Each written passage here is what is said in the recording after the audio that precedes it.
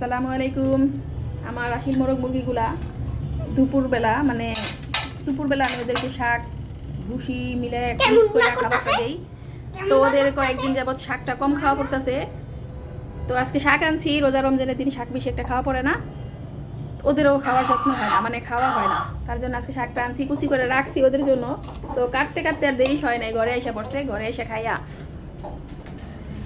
তো মাশাল্লাহ দেখেন বসি দিয়ে মিক্স করে খাওয়ার আগেই পুরো পেট ভরে গেছে। আয় আয় আয় আয় আয় আয়। তো ওদের পছন্দ করা খাবারটাই আমি চেষ্টা করি দিতে। ওরা যেই পছন্দ করে, ওরা আমার সন্তানের মতোই, ওরা যেটা পছন্দ করে সেটাই আমি দিতে চেষ্টা করি। ওরা দুপুরের শাকটা অনেক পছন্দ করেই খায়।